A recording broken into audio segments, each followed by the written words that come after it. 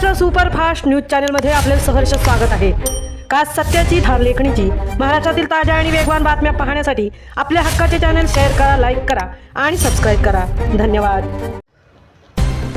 मोठीजुई गावावर नियतीचा क्रूर घाला।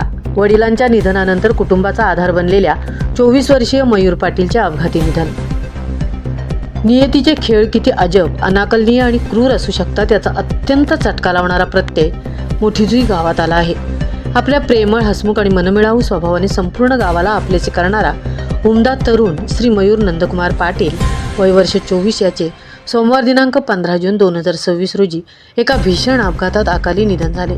अवघ्या 24व्या वर्षी सुखाचे दिवस पाहत असतानाच काळाने मयूरवर झडप घातल्याने मोठीजुई गावासह संपूर्ण परिसरात शोककळा पसरली असून प्रत्येकाच्या डोळ्यात अश्रूंचा पूर आला आहे।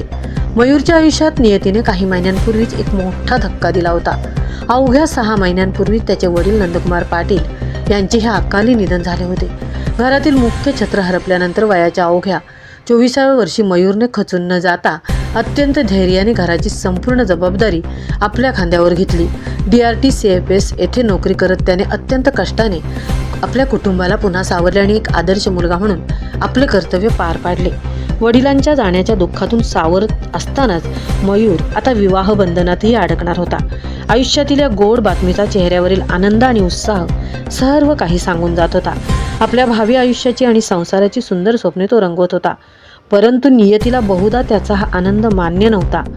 लग्नघरात सनई चौघडे वाजण्यापूर्वीच मयूरवर अंत्यसंस्कार करण्याची दुर्दैवी वेळ त्याच्या कुटुंबावर आली आणि या घटनेने ऐकणाऱ्या प्रत्येकाचे काळीज हेलावून गेले आहे। मयूर अत्यंत शांत, सुस्वभावी आणि दयाळू वृत्तीचा होता।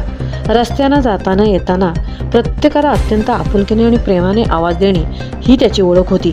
देव, देश आणि धर्मासाठी सदैव तत्पर असलेला, हिंदुत्वनिष्ठ विचाराने प्रेरित असलेला हा कार्यकर्ता होता। स्वर्गीय मयूर पाटील यांच्या अकाली जाण्याने एक समर्पित कार्यकर्ता गमावला आहे अशी भावना त्याच्याविषयी व्यक्त होत आहे। माणूस पैशाने नाही तर स्वभावाने आणि माणुसकीने श्रीमंत होतं हे मयूरने आपल्या अल्प आयुष्यातच सिद्ध करून दाखवले।